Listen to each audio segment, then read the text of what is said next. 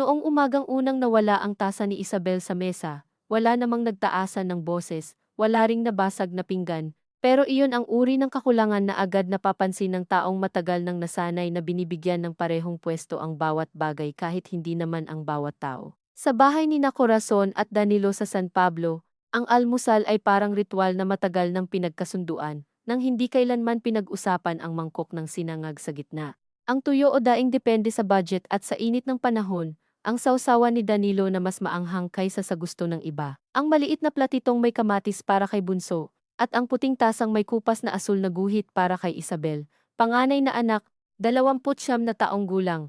Lisensyadong guro na halos 1 taon nang hindi nagtuturo, dahil pinilit siyang umuwi mula Maynila nang sabihin ng ama niyang hindi praktikal ang magpaupa sa syudad, samantalang may bakanteng kwarto naman sa bahay, at may mas mahalagang, dapat unahin, na ibig sabihin ay ang sari-sari store na gusto na raw niyang palakihin, ang accounting ng mga pautang ng kapitbahay, ang pagbabantay kay Lola Pasing kapag sumasakit ang tuhod nito, at ang pakikinig sa mga payo tungkol sa buhay na palaging nagsisimula sa para rin naman ito sayo. Nang umupo siya sa mesa, at makitang stainless na baso ang nakalagay sa tapat niya, hindi niya agad iyon hinawakan.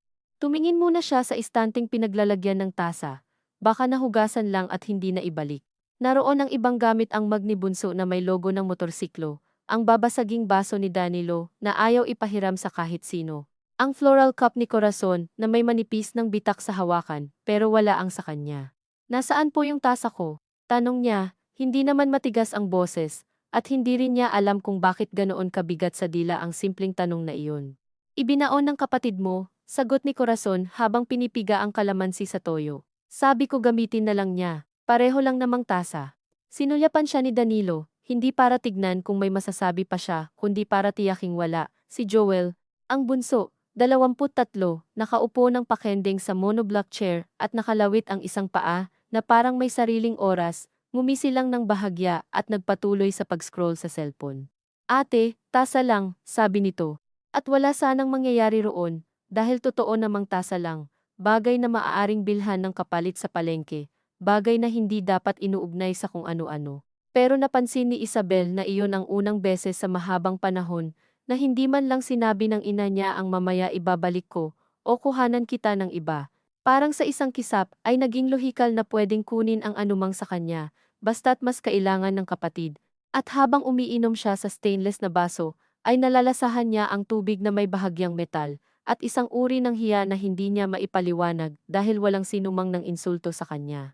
Walang tahasang pang-aagaw na nangyari. Wala kahit anong sapat na dahilan para sumama ang loob maliban sa munting pakiramdam na may mga bagay sa loob ng bahay na dati kanya, kahit paano, at ngayon ay kailangan pa niyang patunayan na pwede pa ring manatili sa kanya. Hindi rin iyon ang unang pagkakataon na si Joel ang pinili sa maliliit na paraan na hindi kayang ipagtanggol ng anumang ebidensya kapag inilatag na sa harap ng ibang tao. Sanay na si Isabel sa paliwanag na lalaki kasi. O hayaan mo na. Mas bata naman.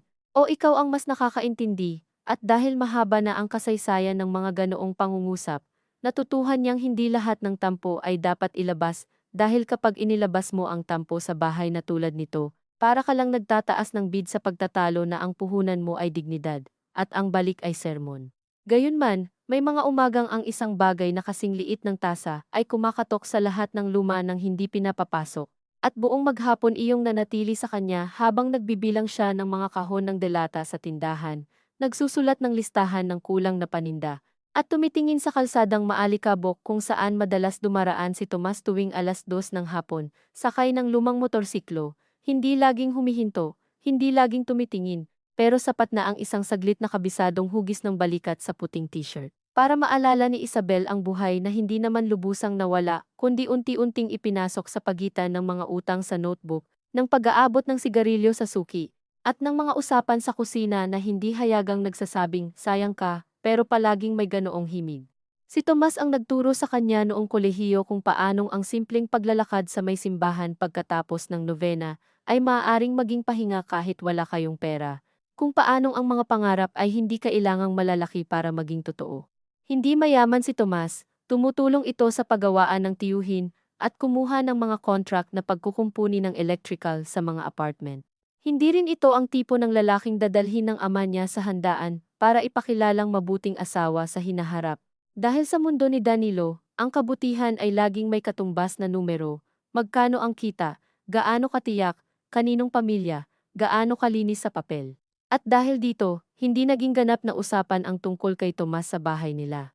Nagsimula iyon bilang mga tanong ni Corazon na saan ka galing, sino kasama mo, bakit gabi na, hanggang sa maging mga payong mas magandang huwag ka nang masyadong nagpapatagal sa barkada, at pagkatapos ay lantaran ng bilin ni Danilo na unahin mo ang maayos na buhay. Hindi love life ang nagpapakain. Hindi naman sumagot si Isabel noon. Ang totoo, madalas ay hindi talaga siya sumasagot. May bahagi sa kanya na nag-iisip na kapag mas kaunti ang sinasalita mo, mas kaunti ang maibabalik sa iyong sumbat. Kaya nang umuwi siyang muli sa probinsya, matapos ang 3 taong pagtuturo sa private school sa Maynila, dala ang pagod, kaunting ipon, at lihim na pag-asang baka pansamantala lang ito. Pinaniwala niya ang sarili na may panahon pa para bumalik sa sariling landas. Ang hindi niya inasahan ay ang paraan ng bahay sa unti-unting pag-angkin sa oras ng isang tao. Hindi ka nito lalapain ng minsanan. Hihingi lang muna ng 2 linggo para tumulong sa tindahan. Pagkaraan ng 1 buwan, ikaw na ang tinatawag para sa delivery logbook dahil mas maayos ang sulat kamay mo. Pagkaraan ng 3 buwan, hindi ka na kinakamustang kailan ka babalik sa trabaho dahil para sa lahat, nandito ka naman na. At kapag umabot ka sa 1 taon, hindi na siya pansamantalang pagtigil, nagiging ugali na siya ng lahat maliban sayo. Sa hapon ding iyon, dumating si Tita Belen, nakababatang kapatid ni Corazon, na may gawing sumulpot kapag may chismis o prutas na hinog sa likod bahay, at dahil naroon si Isabel sa tindahan, siya ang inutusang magtimpla ng kape. Naririnig niya mula sa loob ang pinag-uusapan nila, habang sinasalok niya ang asukal ang anak ni Aling Nena na mag-a-abroad na raw. Ang presyo ng bigas, ang kasal ng anak ng konsehal, at saka, sa paraang tila kusang napunta roon, ang pangalan ni Adrian. Mabait yung bata, sabi ni Tita Belen. Tahimik, may pwesto sa bangko, maasikaso sa nanay, hindi na rin bata, handa na yan. Walang sumagot agad, pero naramdaman ni Isabel ang paninigas ng likod niya bago pa man niya marinig si Corazon. Ayaw ko namang pangunahan. Sabi nito sa tinig na pamilyar sa kanya ang tinig ng pagkukunwaring mahinahon kapag malinaw namang may gusto nang mangyari, pero kung magkataon, bakit hindi? Hindi na rin naman pabata si Isabel. Nang pumasok siya dala ang tray, tumahimik ang dalawa sa eksaktong paraan ng mga taong nahuling hindi krimen ang ginagawa pero alam na hindi dapat narinig. Oh, dumating na, sabi ni Tita Belen, at ngumiti ng masyadong malapad. Anak, nakita mo na ba uli si Adrian? Nung fiesta hindi ba nagmano pa sa papa mo? Umayo si Isabel ng pagkakahawak sa tasa upang hindi halatang nanginginig ng bahagya ang daliri niya. Hindi po gaano, sabi niya. Busi yata. Busy pero may direksyon. Putol ni Danilo mula sa sala kung saan kunwari nanonood siya ng balita. Iyan ang importante. Walang malinaw na plano na sinabi sa mesa, walang petsang binanggit, wala namang nagsabing may napipisil ng kasal. Pero sa loob ng bahay na iyon hindi kailangang buuin ng buo ang isang bagay para maramdaman mo ang bigat.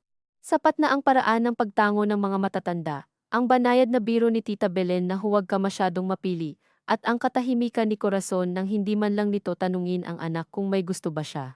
Nang gabing iyon, nag-text si Tomas, simpleng, kumusta ka, nadaanan kita, sarado yata store, hindi agad sumagot si Isabel. Hindi dahil wala siyang gustong sabihin, kundi dahil napakarami at baka sa sandaling simulan niya. Hindi na niya mapigilan ang lahat ng maliliit na sama ng loob na mahirap ipaliwanag sa taong hindi naman kasama sa mesa tuwing may pasaring. Sa taong hindi nakakita kung paano unti-unting nababawasan ang espasyo ng isang tao, hindi sa malalaking away kundi sa paulit-ulit na pag-aakalang kaya niya namang umintindi. Kalaunan nag-reply siya ng ayos lang, pagod lang, ikaw. At tulad ng inaasahan niya, mabilis ang sagot ni Tomas, gaya ng dati, kung gusto mo, bili tayo taho bukas sa kanto, kahit 10 minuto lang, natagalan siya bago ulit tumipa. Sa kabilang kuwarto, naririnig niya ang telebisyon at ang tawa ni Joel sa pinapanood nitong video. Sa kusina, maingay ang paghuhugas ni Corazon ng plato, iyong tunog na alam niyang babala na hindi ito nasa mood, gusto niyang magsabi ng oo. Gusto rin niyang huwag nang magsinungaling na bibili lang siya ng load o pupunta sa parmasya. Ngunit may pagod na hindi galing sa trabaho, kundi sa pagbuo ng mga dahilan, kaya ang naisagot lang niya ay, tingnan ko bukas. Kaagad ding dumating ang, walang pilitan, magpahinga ka. Ingat! Hindi iyon mabigat na mensahe, Pero iyon marahil ang pinakamasakit sa kanya ang kabaitan ni Tomas na hindi nang hihingi, samantalang sa bahay nila, ang pag-aalaga ay halos laging may kasamang direksyon. Ang payo ay may kalakip na utang na loob. At ang katahimikan ay bihirang pahinga. Madalas itong paraan lang para ipaalalang hindi ikaw ang may kapangyarihang magtakda kung kailan ligtas magsalita. Kinabukasan, habang nag-aayos siya ng paninda sa tindahan, dumating si Adrian dala ang isang kahon ng biskwit na promo raw mula sa bangkong pinagtatrabahuhan niya dahil may account si Danilo roon. Maayos itong manamit kahit hindi naman kailangang magporma sa init ng umaga, nakatiklop ng eksakto ang manggas, malinaw ang pabango ngunit hindi nakakaumay. At may ugali itong magsalita ng bahagyang yumuyuko, parang batid na magandang asal ang pinakamatibay na puhunan sa mga magulang. Tito said to leave this here, sabi nito. Saka baka may kailangan kayong tulong sa forms niyo sa loan inquiry. Alam ni Isabel ang loan inquiry na tinutukoy. Ilang linggo nang bukang bibig ng ama niya ang pagdagdag ng freezer sa tindahan para makapagbenta ng frozen goods. Ilang linggo na ring sinasabi ni Danilo na kung lalaki lang sana ang panganay niya, mas madali sanang kausap sa mga ganyang bagay, na para bang ang pagiging babae ni Isabel ay hadlang sa pag-intindi sa interes at hulog at hindi lang naman dahil hindi siya kinakausap bilang kasama sa pagpapasya, kundi tagasunod sa mga napagdesisyonan na. Nasa likod po si Papa, sabi niya kay Adrian. Tatawagin ko. Okay lang, sagot nito. Kaya ko, ngunit hindi ito agad pumasok. Saglit itong tumayo sa tapat ng tindahan. Tinitingnan ang pagkakaayos ng mga delata na parang iyon ang pakay at hindi ang loob ng bahay. Kumusta ka na? Tanong nito. Hindi malisyoso ang pagkakatanong at marahil iyon ang dahilan kung bakit lalo siyang nailang. Maayos naman. Matagal ka na ring nandito, no? Akala ko babalik ka sa Maynila. Ngumiti siya ng tipid. Akala ko rin. Sandaling nanahimik si Adrian. Pagkatapos ay sinabi sa paraang parang obserbasyon lang. Minsan, hindi na rin natin napapansin kapag yung pansamantala nagiging permanente. Nilingon siya nito sa kabahagyang tumawa, tila inuunahan ang anumang bigat sa sinabi. Pero at least, kasama mo pamilya mo. Simple ang pangungusap at wala naman iyong mapipintasan kung isusulat sa papel, ngunit nakaramdam si Isabel ng kung anong kati na hindi maabot. Sapagkat sa Pilipinas, o marahil sa bahay nila, ang pagiging kasama ng pamilya ay parang automatikong kabutihan, bagay na hindi na dapat suriin pa. Hindi mahalaga kung paano ka kasama, kung ikaw ba ang laging nag-adjust, kung ang presensya mo ba ay hinihingi dahil mahal ka, o dahil kapakipakinabang ka. Bago pa siya makasagot, lumabas na si Danilo, at agad luminaw ang mukha nito sa paraang hindi nito ginagawa kapag tindera lang ang dumating. Oh, Adrian, pasok, pasok, sabi nito. Buti nakadaan ka. Sa sumunod na halos isang oras, si Isabel ang nag-abot ng mga dokumento, siya ang kumuha ng ballpen, siya ang nagtimpla ng kape. Habang sa hapag sa sala ay masayang pinag-uusapan ni Danilo at Adrian ang terms, collateral, payment schedule, expansion. May isang beses na nagtanong si Adrian kung may existing income projection na ba sila at tumingin si Isabel dahil ilang gabing siya ang gumawa sa notebook niyon, inayos mula sa magulong listahan ng ama. Pero si Danilo, ang sumagot na, gagawa pa lang kami ni Joel. Marunong yon sa computer. Hindi naman niya agad nakita ang mukha niya sa salamin para malaman kung may nabasa roon ang iba, ngunit naramdaman niya ang lamig sa ilalim ng balat. Ang uri ng lamig na hindi dulot ng galit lamang kundi ng paulit-ulit na pagwawasto sa sarili, huwag na, baka maliit na bagay lang, baka hindi niya sinasadya, baka totoo namang si Joel ang maglalagay sa Excel mamaya. Gayunman, alam niya ring si Joel ay walang tiyagang umupo sa harap ng ledger kahit 20 minuto, at kapag nagawa man ito sa huli, sa kanya pa ring itatanong ang laman. Matapos umalis ni Adrian, inabutan siya ni Corazon sa kusina, habang hinuhugasan niya ang tasa nitong ginamit sa kape. Magalang ang batang yon, sabi ng ina, hindi tumitingin sa kanya, hindi kagaya ng ibang puro salita. Alam ni Isabel kung sino ang ibang iyon kahit walang pangalan. Hindi naman po dahil tahimik mabuti na agad. At hindi rin naman dahil may pinagsamahan, sapat na iyon para sa kinabukasan. Sagot ni Corazon, saka inilapag ng mas malakas kaysa kailangan ang takip ng kaserola. Hindi ka na dalaga, Isabel. Hindi pwedeng puro pakiramdam. Ang gusto niyang sabihin ay hindi rin pwedeng puro spreadsheet at magandang apelido. Ang gusto niyang itanong ay kailan ba naging lehitimong gawin ang buhay ng anak na parang timetable na kailangang sundin bago malate ang lahat. Ngunit may isa pang bagay na mas mahirap aminin. May bahagi sa kanya na napapagod na ring manindigan para sa mga pinili niyang hindi naman niya natuloy. Hindi siya bumalik sa Maynila, hindi siya nag-apply sa public school nang may opening sa kalapit na bayan. Hindi rin niya ipinaglaban si Tomas ng husto, kung ipaglalaban man ang tawag sa serye ng maingat na pagtatagpo at pag-urong sa tuwing umiinit ang usapan sa bahay. Minsan naiisip niyang baka tama rin ang tingin sa kanya dito hindi dahil mahina siya, kundi dahil nasanay siyang iligtas ang araw sa pamamagitan ng pagbigay sa hinihingi nito. Kaya sa halip na sumagot, tinapos niya ang paghuhugas at lumabas. Nang hapon na iyon, nagkita sila ni Tomas sa tabi ng taho vendor sa may kanto, gaya ng dati ngunit hindi nakasinggaan. Mainit ang hangin, may batang naglalaro ng tek sa gilid, at may tricycle driver na paulit-ulit ang pagpindot sa busina kahit walang humaharang. Payat ka, bungad ni Tomas. At bagamat iyon ang klase ng puna na pwedeng ipagkamaling lambing, may lungkot sa paraan ng pagkakasabi nito na para bang alam nitong hindi lang timbang ang nabawasan sa kanya nitong mga nakaraang buwan. Ikaw rin, sagot niya, kahit hindi naman totoo. Umorder sila ng tig-isang taho at umupo sa mababang pader sa harap ng saradong vulcanizing shop. Ilang segundo silang walang sinabi at sa katahimikang iyon naramdaman ni Isabel ang matagal na niyang iniiwasan na may sariling bigat ang mga bagay na hindi ninyo napag-uusapan ng matagal. Pinupush ka na naman nila? Tanong ni Tomas sa huli. Hindi niya alam kung sino ang nagkwento. Baka nakita nito si Adrian. Maliit lang ang bayan, mabilis kumalat ang mga piraso ng kwento, lalo na kapag ang pinag-uusapan ay anak na babae ng kilalang tindero at bangko employee na maganda ang record. Hindi naman direkta, sabi niya. Pero alam mo yun, yung parang wala pang sinasabi pero nakalatag na. Tumango si Tomas, mabagal. At ikaw? Hindi niya agad naintindihan.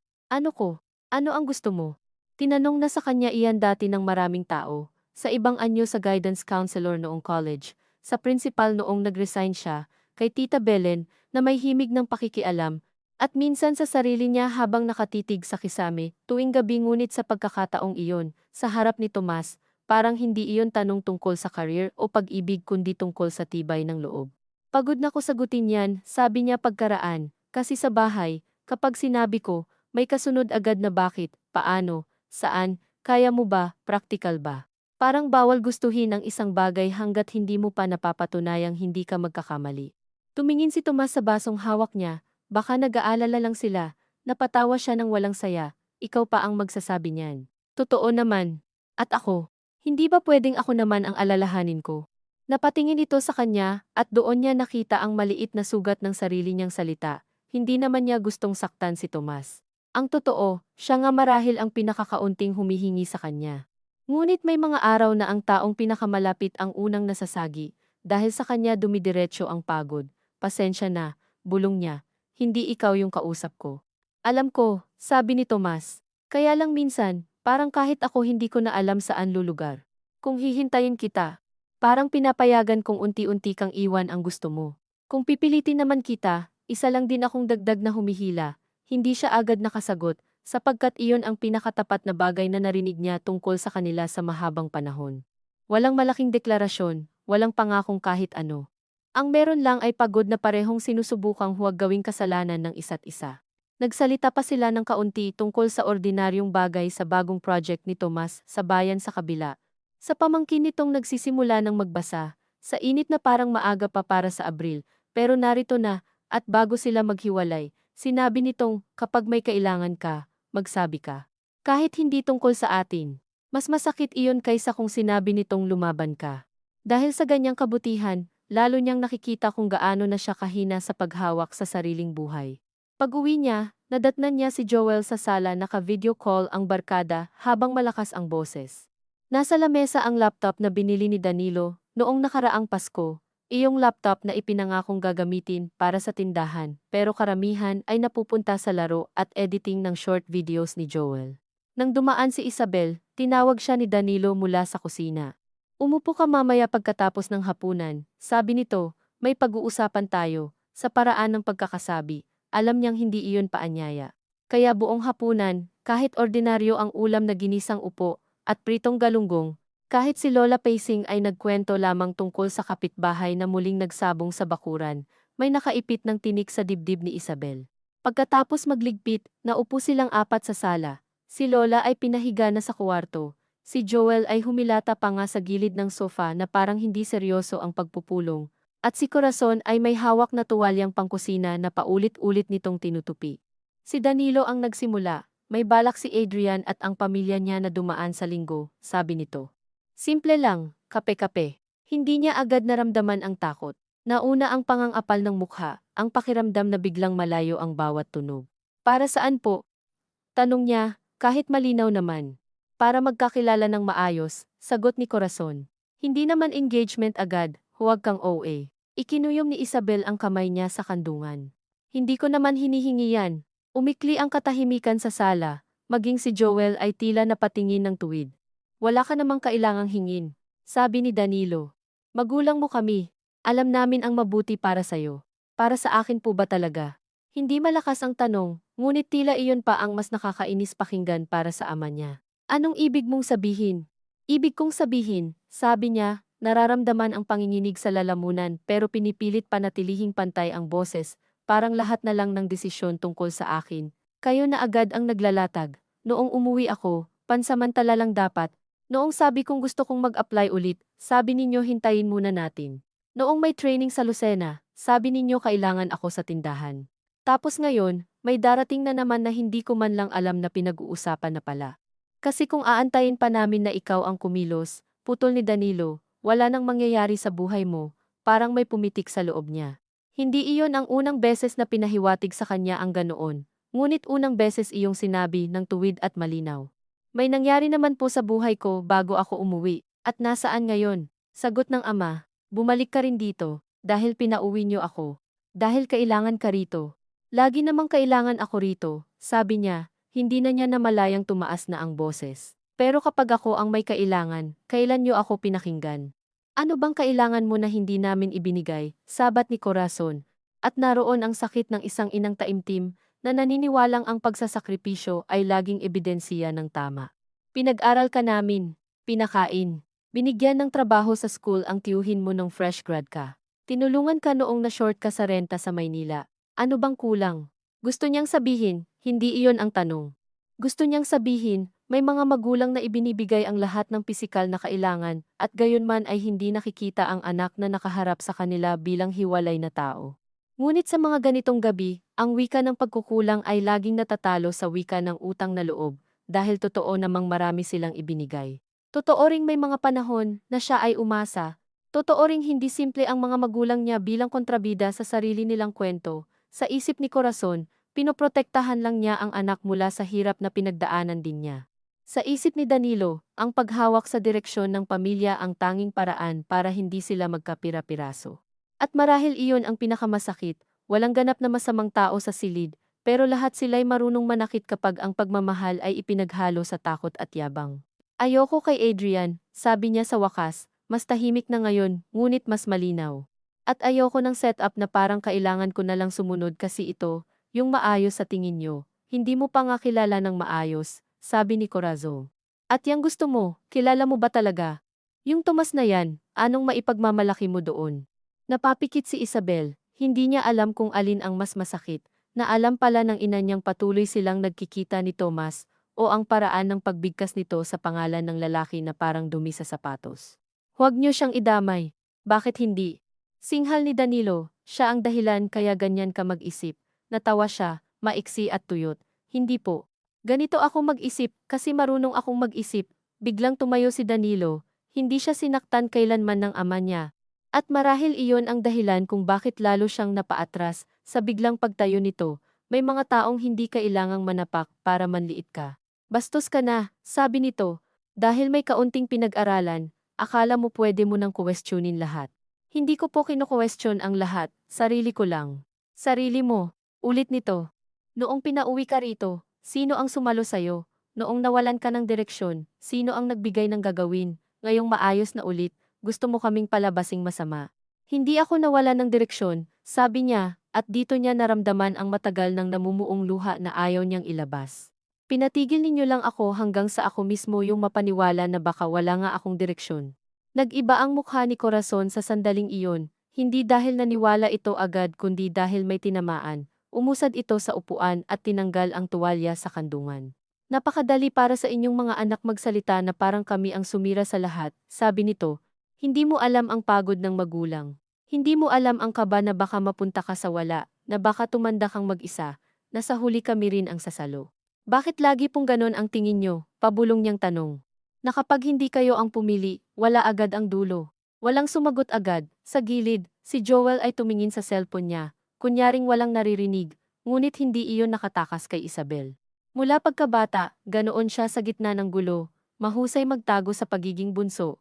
Sa pribilehiyong pwedeng huwag mamili ng panig, dahil madalas para sa kanya rin ang ginagawa ng lahat. Nang may marahas ng katahimikan sa sala, si Danilo ang huminga ng malalim at nagsalita na parang pinal na ang hatol. Darating sila sa linggo. Disente kang humarap, iyan lang ang hinihingi ko. At kung ayoko, tanong niya. Minsan sa buhay, sabi nito, matuto kang gawin ang ayaw mo kung iyon ang tama. Hindi na niya maalala kung paano siya nakatayo, kung paano siya nakapasok sa kwarto, kung kailan siya unang umiyak. Ang natandaan niya ay ang tunog ng bentilador na kumakaskas, ang amoy ng lumang kabinet, at ang pakiramdam ng kama na tila hindi sumasalo kundi nagpapatunay lang na naroroon siya, buhay, gising, at walang malinaw na mapupuntahan. Maya-maya, may kumatok ng marahan. Akala niya si Corazon, ngunit si Joel ang sumilip. May hawak itong bote ng tubig at unang beses sa gabing iyon ay mukhang hindi kampante. Ate, sabi nito, inom ka. Hindi niya tinanggap agad. Ano, tanong niya, nagkibit balikat si Joel. Wala. Baka ma-dehydrate ka. Halos gusto niyang pagtawanan ang kapatid sa kawalan nito ng wika para sa ganitong sitwasyon. Ngunit nang makita niya ang alanganin sa mukha nito, ang batang matagal ng pinagbibigyan at marahil hindi rin naturuang humarap sa bigat maliban sa pag-iwas, may kung anong lumambot sa galit niya. Alam mo ba, tanong niya, yung tungkol kay Adrian. Umupo si Joel sa gilid ng pinto. May naririnig ako minsan, at wala kang sinabi. Kahit sinabi ko, makikinig ba sila sa akin? Hindi iyon depensa kundi totoo lang marahil, at doon niya muling nakita ang bitag ng bahay nila. Lahat sila may kanya-kanyang paraan ng pag-survive na sa labas ay pwedeng tawaging kahinaan, pero sa loob, iyon ang tanging napatunayan nilang epektibo. Ang sa kanya ay ang pagtitimpi hanggang sumabog, ang kay Joel ay ang pag-iwas hanggang hindi na siya matawag. Mas madali sa'yo, sabi niya bago napigilan ang sarili, sumimangot ito. Ayan na naman, ano, yung laging saking ibabagsak. Na favorite ako, na lalaki ako, na mas madali lahat, akala mo gusto ko yung lahat ng inaasahan ni Papa sakin. Akala mo hindi nakakasakal na kada mali ko, sasabihin nilang lalaki ka pa naman. Hindi siya sumagot agad, hindi dahil sang-ayon siya, kundi dahil may bahagi roong hindi niya napag-isipan kailanman. Sanay siyang tingnan si Joel bilang benepisyaryo ng lahat ng palugit, ng lahat ng maliit na pagpapabor, ngunit hindi niya madalas tingnan kung paanong ang pabor ay maaaring isa ring hawla, mas maluwag nga lang at mas mukhang premyo mula sa labas.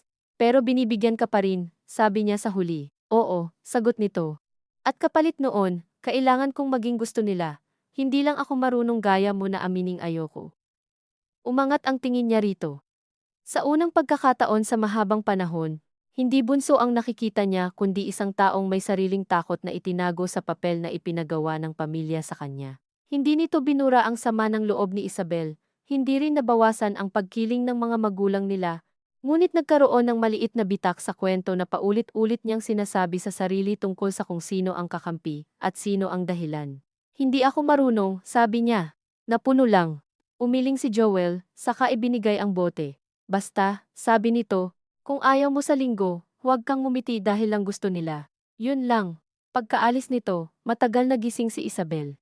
Naisip niya si Corazon sa murang edad na ikinasal kay Danilo, dahil iyon ang praktikal, na marahil noon ay may sariling bersyon din ng pangarap na unti-unting naging listahan ng gastusin. Naisip niya si Danilo na lumaking laging pinapaalala ng sariling ama, na ang lalaki ay hindi pwedeng mangapa. Kaya ngayon ay takot na takot kapag may anak na ayaw sumunod sa planong malinaw. Naisip niya si Tomas, ang tahimik nitong paghihintay, na marahil ay hindi na dapat niyang hingin pa. At naisip niya ang tasa niyang nawala sa mesa. Kung paanong isang bagay na maliit ang unang nagbukas sa kanya sa katotohanang matagal na palang may mga bahagi ng sarili niyang hinayaan niyang gamitin ng iba sa ngalan ng katahimikan. Hindi pa niya alam ang gagawin sa linggo. Hindi pa niya alam kung kaya ba niyang humarap kay Adrian, at sabihing wala siyang intensyong maging gantimpala sa maayos na trabaho at mabuting reputasyon nito. Hindi rin niya alam kung may lakas ba siyang magsabi kina Corazon at Danilo na sapat na hindi nila kailangang maunawaan agad ang bawat pasya niya, pero kailangan nilang tigilan ang pag-akto na para bang sa kanila pa rin ang huling salita sa lahat. Ang alam lang niya, nang mag-umaga at marinig niya ang maagang kaluskos sa kusina, hindi siya agad bumangon tulad ng nakasanayan. Humiga siya ng ilang minuto pa, nakatitig sa kisame, nakikinig sa bahay na gumagalaw nang wala siya, at sa unang pagkakataon matapos ang matagal na panahon, hindi niya iyon naramdaman bilang pagkukulang, kundi bilang manipis na simula ng isang bagay na maaaring hindi pa katapangan, hindi pa paglaya, pero hindi na rin basta pagsunod lamang. Nang tawagin siya ni Corazon para magbukas ng tindahan, sumagot siya ng mamaya po.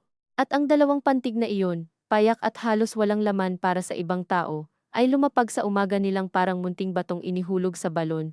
Walang sigaw, walang paliwanag, pero may tunog na nagsasabing may lalim pa pala sa ilalim na hindi nila nasusukat ng ganito kadali. Lalim pa pala sa ilalim na hindi nila nasusukat ng ganito kadali. Sa kusina, tumigil ang kalansing ng sandok ng isang iglap lamang.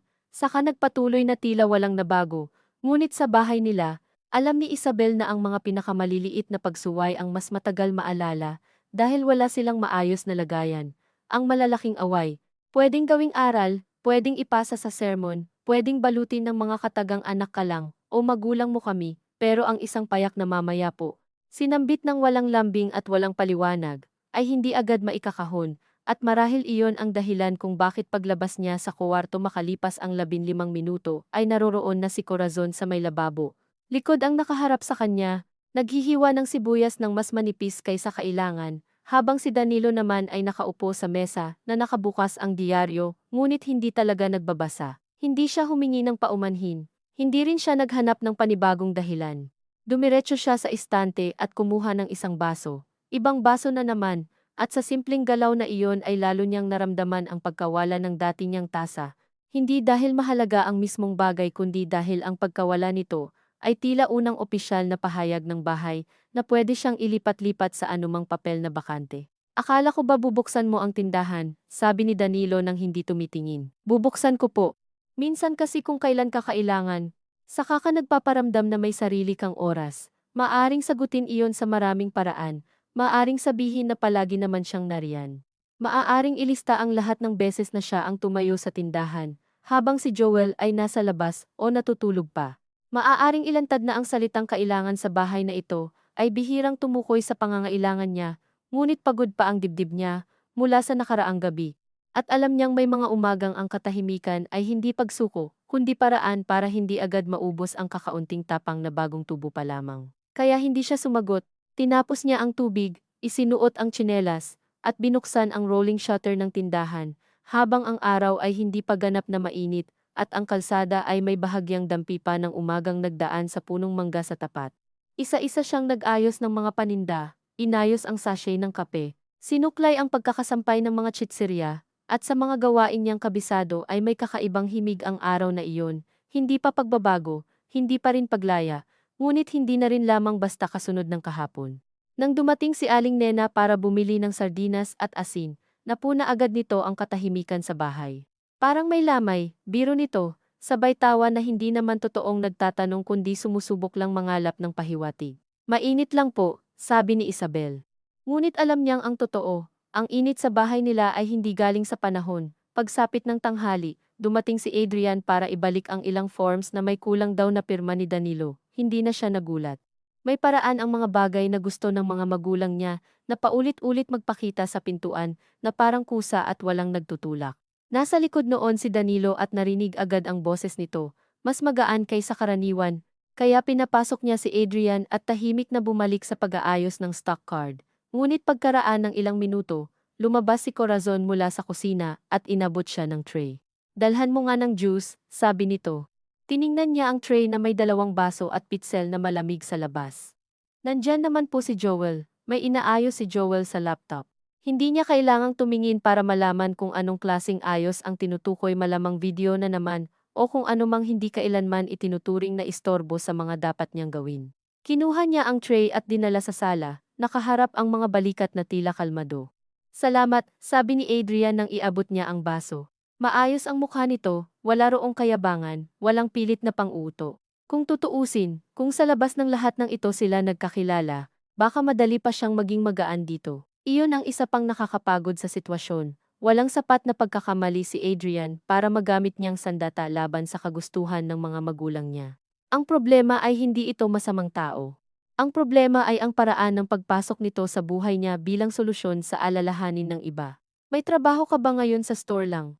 Tanong ni Adrian pagkaraang may sandaling katahimikan. Store lang po, sagot niya. Hindi ka ba namimiss magturo? Inangat niya ang tingin. Hindi iyon inaasahang tanong, at lalo siyang nailang dahil sa lahat ng naroroon sa bahay. Isang halos estranghero pa ang unang nagtanong yun ng walang himig ng paninisi. Namimiss, sabi niya, maikli. Bakit hindi ka bumalik?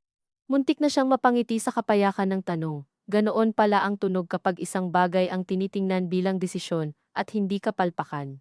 Ngunit bago pa siya makasagot, si Danilo na ang sumabat. Nasa isip pa naman yan ni Isabel. Sabi nito, pero sa ngayon, mas kailangan muna rito. Alam mo na, pamilya. Tumango si Adrian, at kung may nabasa man ito sa mukha ni Isabel, hindi nito ipinakita. Ilang sandali pa, nagpaalam na rin ito. Hindi niya alam kung sadyang nagtagal lang ito ng kaunti sa may pintuan, o sinadya talagang huminto para marinig lamang niya ang pahabol nitong, kung kailangan mo ng recommendation o may gusto kang applyan. Pwede naman kitang tulungan sa resume. Napatingin siya rito. Hindi nito sinabi iyon ng malakas para purihin ang sarili, bahagya pang ang ibinaba nito ang boses, parang alok na ayaw gawing palabas.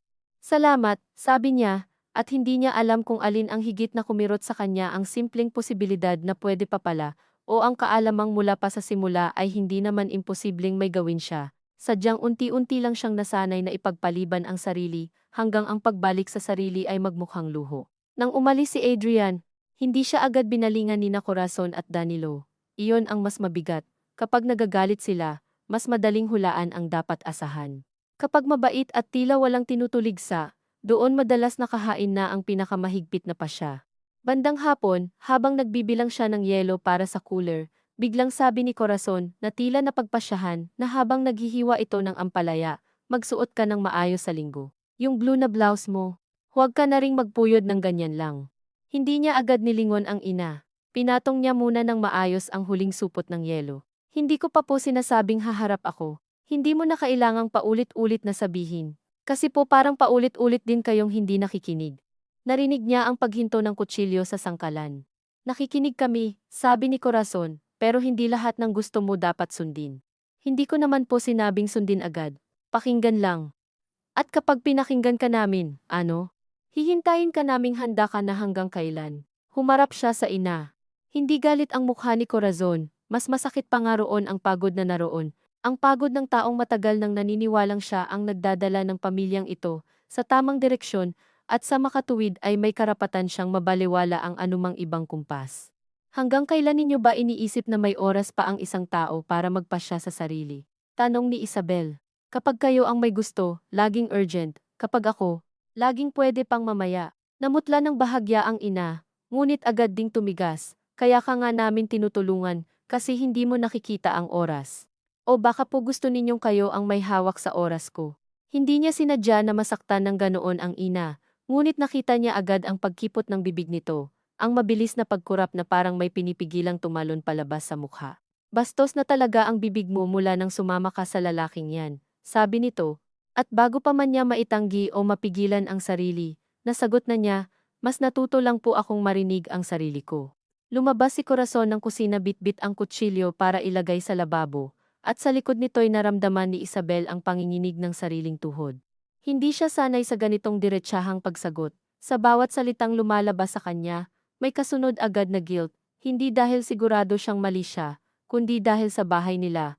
Ang katapatan ay laging may mukha ng kawalan ng utang na loob. Kinagabihan, habang nagpapaypay si Lola Pasing sa may pintuan, tinanong nito si Isabel kung bakit daw parang ang taas ng hangin sa bahay. Wala naman po, sabi niya, at ngumiti pa nga. Minsan, ang matatanda sa pamilya ay tila espesyalista sa pag-amoy ng tensyon, ngunit hindi sa pagbasa sa sanhi nito.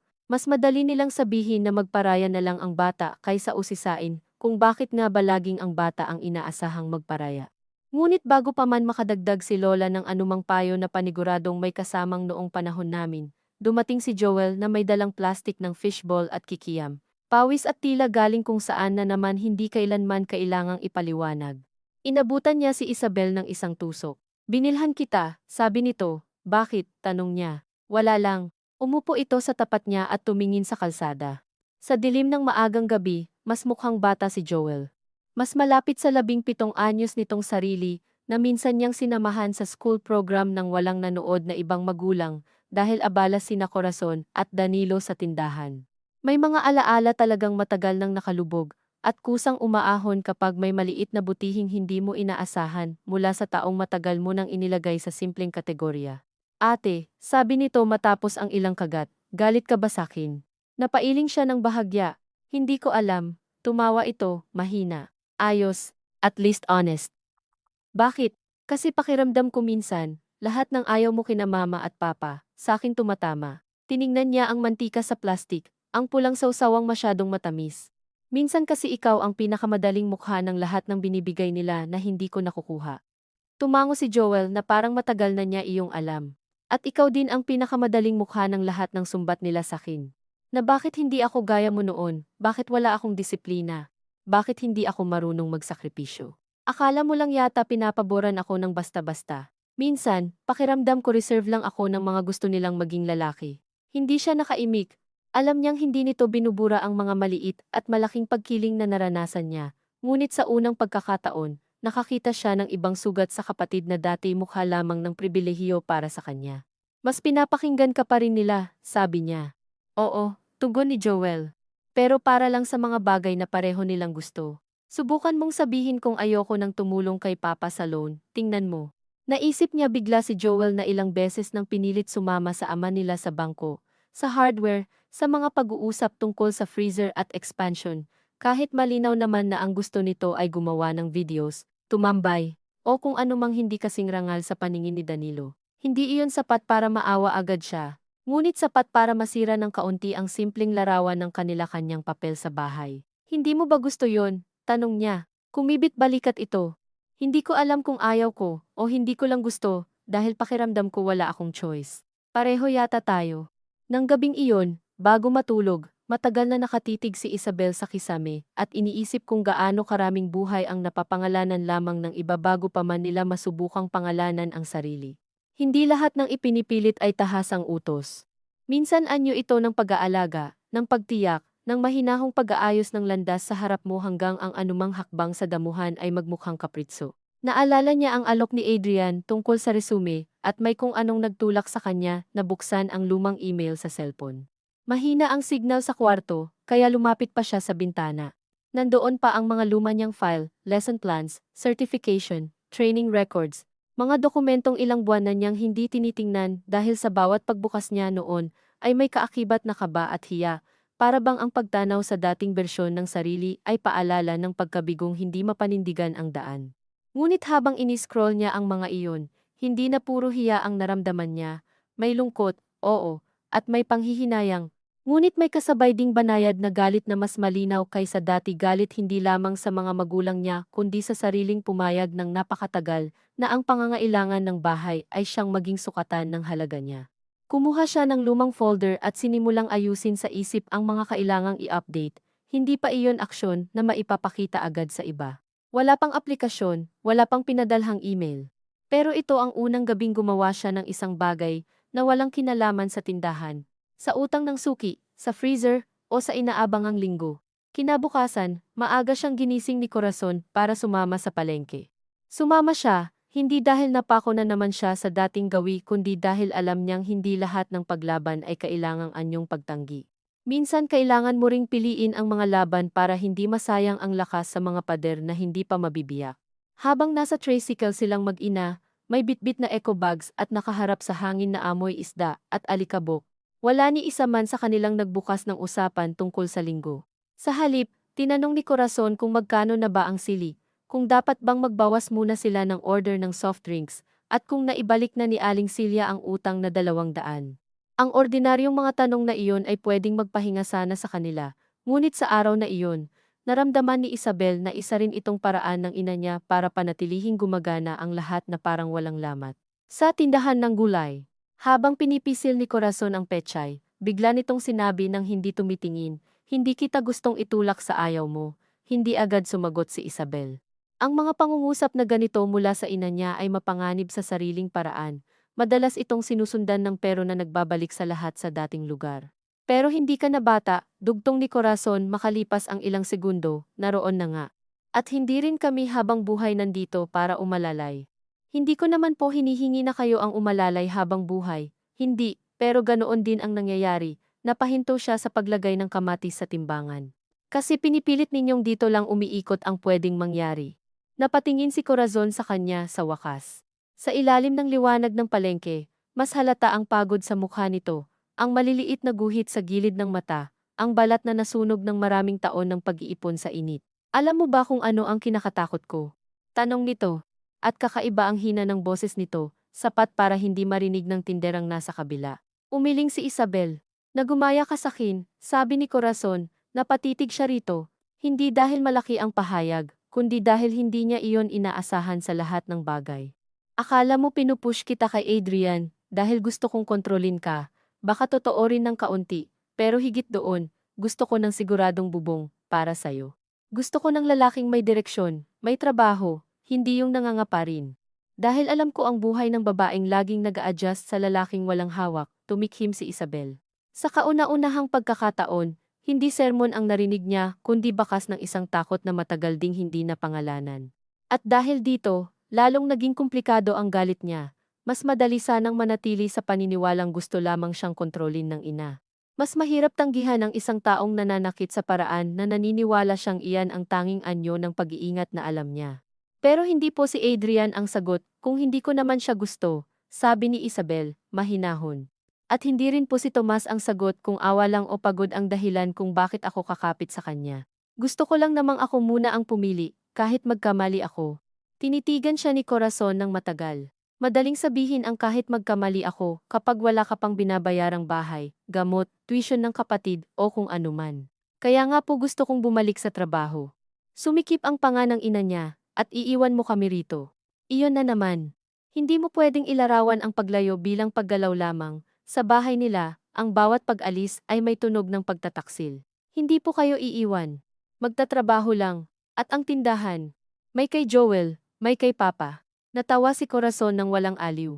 Akala mo ganoon kadali. Hindi na siya sumagot, sapagkat alam niyang hindi nga ganoon kadali.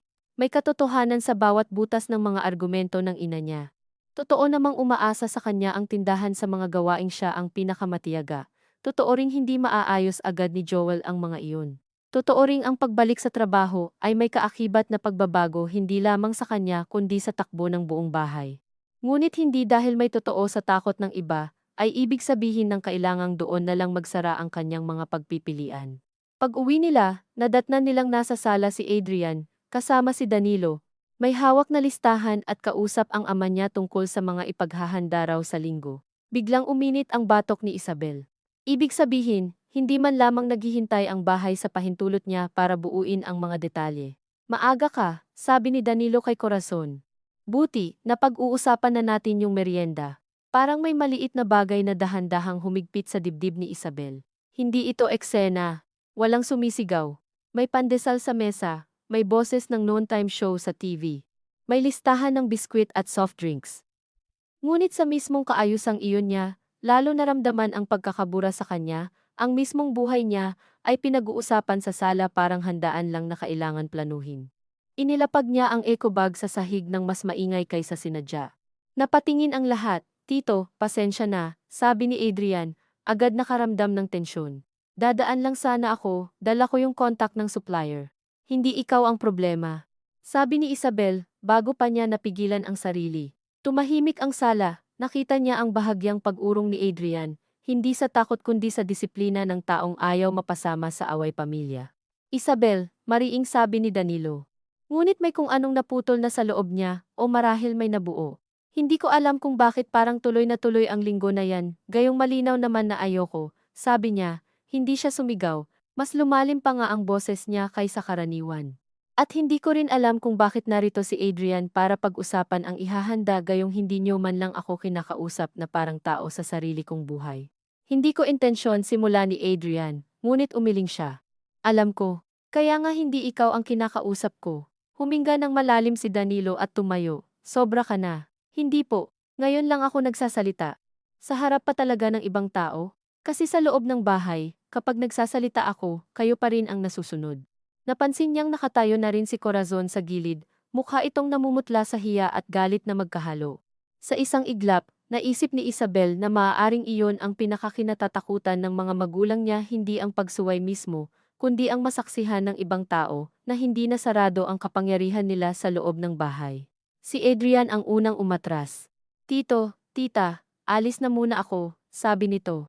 Wala iyong himig ng sama ng loob, kabaligtaran. Tila gumagawa pa ito ng daan para hindi lalong mabigat ang eksena. Bago tuluyang lumabas, tiningnan siya nito at marahang nagsabi, "You should say what you need to say." Hindi iyon kampi, hindi rin panghihimasok, ngunit sa kakaibang paraan, mas kinaya niyang huminga dahil doon.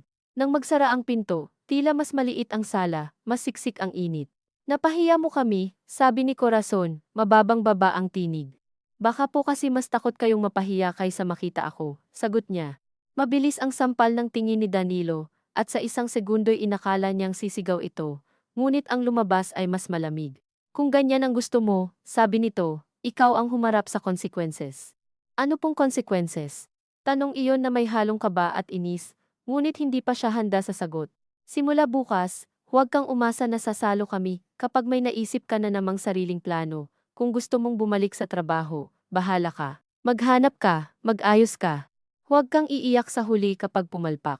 Alam niyang banta iyon na dapat magpasindak sa kanya, at may takot ngang gumapang sa tiyan niya, dahil ang totoo, hindi malinaw ang mga susunod na hakbang. Ngunit kasabay ng takot ay may manipis na bagay na hindi niya agad nakilala. Pagkaraan niya lang napagtanto, na iyon pala ang anyo ng espasyo. Ang mismong bagay na matagal niyang hinihingi ay ibinibigay ngayon bilang parusa. "Sige po," sabi niya. Napatingin sina Corazon at Danilo. Marahil kapwa hindi inaasahan ang kabilisang iyon, hindi iyon tapang naganap, nanginginig ang kamay niya. Gusto pa ngang umatras ng isang bahagi sa kanya. Ngunit lumabas na ang salita, at nang lumabas iyon ay hindi na niya kayang bawiin ng hindi lalo lang nawawala sa sarili. "Anong sige?" Mariing tanong ni Danilo. "Sige po," ulit niya, "ako ang maghahanap, ako ang mag-aayos." Sa gilid ng mata niya, nakita niyang nakatayo si Joel sa may kusina, tahimik, hindi sumisingit. Marahil alam nitong hindi nito maililigtas ang kahit sino rito, marahil natututo rin itong may mga sandaling ang pagtawid, sa gitna ay lalo lang nakakalunod. Walang sumagot agad. Sa labas, may dumaan na tricycle, may batang sumigaw sa kanto, at sa loob ng bahay nila ay parang may malaking bagay na nailipat ng 1 pulgada lamang, ngunit sapat para mapansin ng lahat na hindi na babalik sa eksaktong dating pwesto. Hindi natuloy ang usapan tungkol sa linggo, hindi rin ito kinansela ng malinaw. Ngunit kinagabihan, habang naghahapunan sila, wala nang banggit tungkol sa blouse, sa merienda, sa pagbisita. Iyon marahil ang paraan ng pamilya nila para kilalanin ang sugat, hindi sa pag-aalaga rito, kundi sa pag-iwas munang hawakan. Pagkatapos kumain, hinintay ni Isabel na mahugasan ang mga plato, saka kinuha ang lumang envelope kung saan nakalagay ang kanyang certificates. Umupo siya sa dulo ng mesa, binuksan ang laptop ni Joel nang walang paalam, at nang akmang magsasalita ito ay itinaas lang niya ang tingin. "Kailangan ko lang gumawa ng resume." Tumingin si Joel kay Danilo, pagkatapos kay Corazon, saka dahan-dahang itinulak ang laptop palapit sa kanya. "Sige," sabi nito. Walang seremonya. Walang hayagang pagsuway. Ngunit sa maliit na galaw na iyon, naramdaman ni Isabel ang kakaibang timpla ng lungkot at pasasalamat. Binuksan niya ang blankong dokumento, at matagal na nakatitig sa kumikislap na cursor. Para iyong pinto na hindi agad mabuksan, dahil hindi mo nakabisado ang bigat. Ano ba ang ilalagay niya? Hindi lamang ang mga paaralan, training, at dates ng employment. Paano niya ililista ang 1 taon ng pagkakabalam nang hindi iyon magmukhang pagkawala? Paano niya ipapaliwanag ang sarili sa mundo, kung sa loob mismo ng bahay ay hirap pa siyang marinig? Nagsimula siya sa pangalan. Isabel M. Reyes. Payak, itim na mga letra, wala namang himala sa anyo niyon. Pero habang tinititigan niya ay may bahagyang pag-uga sa dibdib niya, hindi kasiya-siya, hindi pa pag-asa, ngunit malinaw. Sa kusina, marahan lamang ang paghuhugas ni Corazon ng plato. Sa sala, tahimik si Danilo sa harap ng TV na hindi naman niya talaga pinapanood. Sa likod niya, nakatayo si Joel ng ilang sandali bago tuluyang umalis, at sa gitna ng bahay na matagal nang marunong magpaliit sa kanya, Sa pamamagitan ng mga pangangailangan nito, nakaupo si Isabel sa mesa kung saan dati para lamang sa listahan ng paninda at utang ng iba, at unti-unti, may takot, may guilt, may pag-aalinlangan pa rin. Sinisimulang isulat ang mga bagay na kanya. Kahit hindi pa niya alam kung gaano kamahal ang magiging kapalit ng bawat linyang iyon. Inyang iyon. Hindi niya natapos ang resume ng gabing iyon. Bagaman mahigit 1 oras siyang nakaupo sa harap ng kumikislap na cursor na tila mas matiyaga pang maghintay kaysa sa lahat ng tao sa bahay. May mga petsang madaling maalala, at may mga salitang biglang nagiging mas mabigat kapag tungkol sa sarili, teaching experience, classroom management, student engagement, training seminars, mga parira lang dati niyang ginagamit na parang ordinaryong kasangkapan, ngunit ngayoy kailangang bunutin mula sa bahaging matagal niyang pinaniwalaang natuyuan na. Nang malapit ng 10:00, isinara niya ang laptop hindi dahil tapos na siya kundi dahil naramdaman niyang kung itutuloy pa niya, baka halo na ng galit at pagkapahiya ang magtulak sa bawat linyang idaragdag. At ayaw niyang magsimula muli sa sarili sa isang anyong kailangan niyang pagsisihan kinabukasan. Walang nagsabi ng magandang gabi sa mesa, walang tuwirang may tampo rin sa kanya. Ang bahay nila ay marunong sa mga anyo ng parusa na mukhang disiplina, at sa mga anyo ng pagkakaila na mukha namang kapayapaan. Nang humiga siya, hindi niya agad kinuha ang cellphone upang mag-text kay Tomas. Ilang beses nang nangyari sa mga nakaraang buwan, na sa huli ng bawat mabigat na araw ay sa kanya umaagos ang mga bagay na hindi niya masabi sa bahay, at bagaman hindi naman siya kailanman pinaramdam na pabigat. Nagsisimula na siyang makilala ang manipis na guhit sa pagitan ng paghahanap ng sandalan at ng paglalagay sa isang tao sa pwestong hindi niya hiningi. Gayunman, hindi rin siya nakatulog agad. Kumuha siya ng cellphone, binuksan ang mensahe ni Tomas mula kahapon, tumitig sa huling ingat, saka nag-type ng gising ka pa. Mabilis ang sagot, oo, okay ka lang. Hindi kaagad niya nasagot. Ang totoo, hindi niya alam kung anong bersyon ng totoo ang kayang dalhin ng gabing iyon. Pwede niyang sabihing maayos siya at iligtas ang sarili sa mas mahabang usapan. Pwede rin niyang ibuhos ang lahat at hayaang isa na namang gabi ang maubos sa paglalatag ng galit na kahit siya hirap ipagkabit-kabit. Sa huli, sinulat niya, hindi ko alam. Parang ngayon lang nagsisimula yung hirap. Makalipas ang halos 1 minuto, tumawag si Tomas, hindi siya sumagot agad. Nakatingin siya sa screen, sa pangalan nitong umiilaw sa dilim ng kuwarto. At naisip niyang sa ganitong mga sandali palaging may maliit na hiya sa pagnanais na marinig ang boses ng taong hindi mo naman kayang ipangako ang kahit ano. Ngunit sinagot din niya, mahina ang hello, at mula sa kabilang dulo ay wala munang payo, wala munang tanong, kundi ang tunog lang ng paghinga ni Tomas, at ang pagaspas marahil ng bentilador sa kuwarto nito. Gulo, tanong nito pagkaraan. Hindi naman sumabog, sabi niya.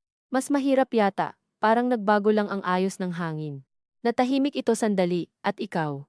Hindi ko alam kung matapang ako o napagod lang, minsan pareho, sabi ni Tomas.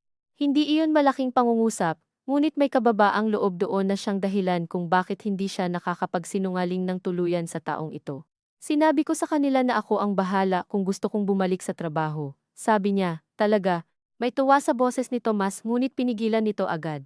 Marahil ayaw gawing selebrasyon ang isang bagay na maaari pa ring bumalik sa dating anyo kinabukasan. Oo, pero parang, hindi ko alam. Hindi ko alam kung gusto ko bang ginagawa ko ito, dahil gusto ko talagang bumalik, o dahil gusto ko lang makaalis sa pakiramdam na hawak nila ako. Kailangan bang malinaw agad? Tanong nito. Baka pwedeng sapat muna na totoo sa'yo yung gusto mong subukan. Napapikit si Isabel, maraming buwan na siyang naririnig sa bahay, ang wika ng katiyakan, ng pagplano, ng dapat, ng mas mainam, kaya ang simpleng pahintulot na hindi kailangang buo agad ang sagot ay parang kakaibang luho. Minsan naiisip ko, sabi niya, baka kaya ring hindi ko ipinaglaban ng todo ang pagtuturo noon, kasi gusto ko ring may masisi kapag hindi ko nakuha yung buhay na gusto ko. Hindi agad sumagot si Tomas. Alam niyang iyon ang pinakamahirap sa mga pag-uusap nila, hindi siya nito laging inililigtas mula sa sarili niyang mga pag-amin. Posible, sabi nito sa dulo. Pero hindi naman ibig sabihin noon hindi totoo na pinigilan ka rin nila, alam ko. At hindi rin ibig sabihin noon na kailangan mong parusahan ang sarili mo habang buhay para mapatunayan na hindi ka biktima. Napangiti siya ng bahagya sa dilim, bagaman may kurot na kasabay. Napakadaling mahalin ng taong marunong magbigay ng eksaktong lapit sa katotohanan, hindi masyadong lambot, hindi rin pandurog. At marahil iyon din ang dahilan kung bakit mas mabigat ang usapan na susunod. Tomas, sabi niya, Ayokong. Ayokong lagi kang nasa dulo nitong lahat, na para kang pahingahan ko lang. Mahina ang tunog ng pag-upo marahil mula sa kabilang dulo. Hindi kita iniisip na ganon, hindi mo man iniisip. Pero baka ganon ang ginagawa ko, at ano ang gusto mong sabihin? Napalunok siya. Sa ibang buhay, maaaring sinundan iyon ng malalaking salita, ng tanong na tayo ba o hindi, ng pangakong lalaban. Ngunit sa pagitan nila, sa dami ng beses na umatras siya kapag humigpit ang bahay sa kanya, hindi niya kayang gumamit ng wika na parang malinis ang record nila. Gusto kong sabihin na ayokong humawak sa'yo dahil lang nalulunod ako rito. Mahaba ang katahimikan pagkatapos noon.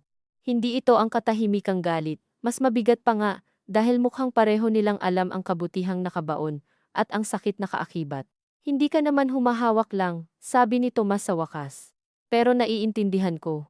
Hindi ko rin alam kung ano ang maipapangako ko. Hindi naman kita hinihingan, iyon nga. Hindi niya matukoy kung ano ang mas mahirap tiisin, ang mga taong laging may hinihingi sa kanya, o ang taong hindi humihingi at dahil doon, ay mas nararamdaman niyang dapat sana'y may maibigay siyang malinaw. Kailangan ko munang ayusin yung sarili ko, sabi niya, marahang-marahan dahil sa bigat ng posibleng marinig nito roon. Hindi ko alam kung gaano katagal. At ayokong gawin sa'yo yung laging paghintayin ka sa pagitan ng pag-asa at wala. Huminga ito ng malalim. Sinasabi mo bang tigilan muna natin? Hindi iyon inihagis na akusasyon. At dahil hindi, lalo siyang nahirapan. Hindi ko alam kung anong tamang salita, pero iyon ang ibig mong sabihin. Naramdaman niyang kumirot ang lalamunan niya. Siguro, muli, katahimikan. Sa labas ng bintana, may asong tumahol ng sunod-sunod. At may motorsiklong humarurot sa kalsada na parang may hinahabol na bagay na hindi rin naman nito aabutan. Nang magsalita si Tomas, mas tahimik na ang boses nito. Masakit, sabi nito, simple. Pero mas masakit siguro kung magpapatuloy tayong parang kaya mong maging buo rito, habang unti-unti kang nawawala. Pumikit siya. Hindi siya umiyak agad. Ang totoo. Iyon marahil ang pinakamatapat na pag-ibig na naibigay sa kanya, iyong hindi nagpilit manatili sa anyong nakasasakit na pala sa kanilang dalawa. Pasensya na. Bulong niya. Huwag kang mag-sorry na parang may niloko ka, sabi nito. Nakakapagod lang minsan na pareho nating alam na hindi ikaw ang pipiliin ng araw-araw mo, kahit piliin mo ako sa ilang oras. Tinamaan siya roon dahil totoo. At masakit ang katotohanan kapag nanggaling sa taong hindi naman nananakit para manalo. Nag-usap pa sila ng kaunti, hindi na tungkol sa kanila ng tuwiran kundi sa mga susunod na gagawin ni Isabel, ang mga dokumento, ang posibilidad na may opening sa private school sa Lucena o San Pablo, ang kailangang mga update sa resume at sa dulo. Bago sila magpaalam, sinabi ni Tomas, gawin mo muna ang dapat mong gawin para sa sarili mo. Hindi ko alam kung saan tayo dadalhin yon. Pero mas gusto kong doon tayo matapat kaysa sa anumang pilit. Pagkatapos ng tawag, saka siya umiyak. Tahimik lamang upang hindi marinig ng iba sa bahay. At habang umiiyak ay alam niyang hindi ito yaong uri ng pag-iyak na naghahanap ng pagbawi. Mas kahawig ito ng pagbitaw sa isang piraso ng lambot na matagal niyang pinanatiling nakatali sa ideya na balang araw, kapag handa na siya, sa kanya aayusin ang lahat. Kinabukasan, pagbangon niya, masakit ang ulo niya at mabigat ang talukap ng mata, ngunit may kakaibang linaw sa mga galaw niya. Tinapos niya ang resume, bago pa tuluyang magising ang lahat. Inayos niya ang dates, ang certifications, ang contact details, at nang dumating siya sa bahagi ng recent experience, natigilan siya, hindi niya kayang iwanang blanko ang nakalipas na taon. Hindi rin niya gustong magsinungaling. Sa huli, inilagay niya ang maliit na pariralang Family Retail Operations Support, at bagaman totoo iyon, may kabang naramdaman siya na parabang kahit sa dokumentong ito, ay natuto pa rin siyang bawasan ang lawak ng buhay niya para maging presentable sa mata ng iba. Pagsikat ng araw, nadatnan siya ni Joel sa mesa, hawak ang magnitong may logo ng motorsiklo at buhok na nakatayo pa sa isang gilid. Aga mo, sabi nito. May tinatapos lang, sagot niya. Nilapitan nito ang screen at bahagyang sumipol. Mukhang formal. Resume. Tumango si Joel, pagkatapos ay umupo sa katapat niya. Natuloy ba yung kay Tomas? Hindi niya itinataas agad ang tingin. Anong natuloy? Yung usap niyo. Mukha kang hindi natulog. Napatingin siya rito. Hindi niya alam kung gaano karami ang alam ng kapatid niya o kung nagtatansya lamang ito. Hindi muna kami, nabitin siya. Magulo lang. Sabi ni Joel, at kakaiba ang maikling tugong iyon, para bang naiintindihan nitong may mga paliwanag na hindi dapat hinihingi sa umaga. Maya-maya, tumingin ito sa screen ulit. Gusto mo, lagyan kita ng mas maayos na format. Halos gusto niyang sabihin na kaya niya, dala na rin ng lumang reflex na huwag umasa. Ngunit nang makita niya ang pag-aalok dito na hindi mayabang at hindi rin pabida, bigla niyang naalala ang mga sinabi nito noong isang gabi na hindi rin ito laging pinipili ang papel na inilalagay sa kanya ng bahay. Sige, sabi niya. Umusog siya ng kaunti at pinaupo ito sa harap ng laptop. Habang inaayos ni Joel ang spacing, font, at margins na tila may mas maraming tiyaga sa mga detalyeng ito, kaysa sa mga ledger ng tindahan. Nakaupo si Isabel sa tabi, at pinagmamasdan ang kapatid sa anggulong bihira niyang tingnan. May kahabaan na pala ang pilik mata nito, may maliit na peklat sa baba na nakuha pa noong grade school, at kapag nakatutok ito sa isang bagay na gusto niya, may katahimikan sa mukha nitong hindi niya nakikita kapag kasama ang barkada o kaharap ang ama nila. Mabilis ka rito sabi niya. Kumibit balikat si Joel. Madali lang to. Mas gusto mo talaga yung mga ganito no? Napabagal ng kaunti ang daliri nito sa touchpad. Minsan naiisip ko kung gusto ko bang mag-aral ng design o media or kung ano man. Kaso sa bahay na to, parang insulto yun sa salitang trabaho, hindi siya nakaimik agad. Sapagkat sa unang pagkakataon, malinaw niyang nakita ang posibilidad na hindi lamang siya ang anak na may bersyon ng sarili na kailangang itago para manatiling mapayapa ang bahay. Nasabi mo na ba kina mama? Tanong niya. Natawa ito. Maiksi. Nasabi ko minsan na gusto kong subukan yung short course sa editing. Sabi ni Papa, panglibang lang daw yun, maghanap daw ako ng totoong pwedeng pagkakitaan. At ikaw? Ayun. Tumawa rin ako. Kunwari joke lang. May pumitik na lungkot sa loob ni Isabel. Napakadalas palang ganyan sa bahay nila ang mga mahahalagang gusto ay unang isinusubo sa anyong biro upang kapag tinanggihan ay may ligtas na atrasan. Hindi siya nakapagbiro kailanman ng maayos. Marahil iyon ang dahilan kung bakit mas lantad ang mga sugat niya. Ngunit marahil, sa ibang paraan, pareho rin silang nasanay ni Joel sa paghanap ng pinakaligtas na pinto palabas ng hiya. Maganda yung layout na yan, sabi niya sa huli. Thank you. Nagkibit balikat si Joel, ngunit may bahagyang pag-angat sa sulok ng bibig nito. Ang umaga nilang iyon, sa kabila ng bigat ng mga nakaraang araw, ay may munting gaan na halos nakakatakot pagtiwalaan. Sapagkat sa bahay na tulad nila, ang maliliit na paglapit ay madaling masapawan ng isang utos, isang pasaring, isang simpleng tanong na may maling diin, at hindi nagtagal bago dumating iyon. Habang nag-aalmusal silang tatlo si Danilo ay nasa likod pa, at si Corazon ay naglalagay ng kanin sa mangkok na pansin ng ina niya ang laptop sa mesa at ang dokumentong nakabukas. Hindi ito agad nagsalita. Lumapit lamang ito, pinunasan ang kamay sa apron, at tiningnan ang screen. Talaga bang itutuloy mo? Tanong nito. Wala iyong galit. Mas mapanganib pa nga dahil iyon ang tinig na ginagamit ng mga taong naniniwalang may huling pagkakataon pa para mapatigil ka. Opo, sabi ni Isabel. Saan? Titingin pa po ako. At kailan mo balak? Sa lalong madaling panahon. Tumango si Corazon, ngunit hindi sang-ayon ang mababasa roon kundi isang uri ng pagkukwenta. At habang naghihintay ka, parang wala kang responsibilidad dito, hindi siya sumagot agad. Sa tabi niya, naramdaman niyang nanigas si Joel. Pero patuloy lang itong nagkakape. Hindi ko naman po sinabing iiwan ko lahat ngayon din, pero ganyan din ang mangyayari. Kapag may nahanap akong trabaho, oo, may magbabago, ulit ni Corazon, at ngayon ay mas matalim na. Parang ang dali sa'yo sabihin, dahil hindi ikaw ang mag-a-adjust sa lahat, ako po ang matagal nang nag-a-adjust. Tumigil ang ina niya.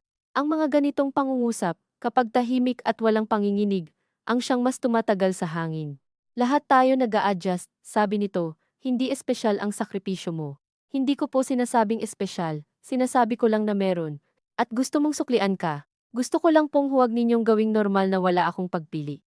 Sa puntong iyon, lumabas si Danilo mula sa likod, marahil narinig na ang sapat para makibahagi. Ano na naman yan? Tanong nito. Nag-a-apply si ate, sagot ni Joel bago pa makapagsalita si Isabel. Nagulat siya ng bahagya. Hindi sa sinabi nitong impormasyon, kundi sa paraan ng pagsalo nito sa usapan. Tahimik ngunit lantad. Mag-a-apply ka? Tanong ni Danilo, at sa himig nito'y hindi tanong ang hinahanap kundi pagsisiyasat. Opo. At kailan mo inisip sabihin sa'kin? Sinasabi ko na po ngayon. Akala ko ba bahala ka, bakit kailangang ipaalam mo pa?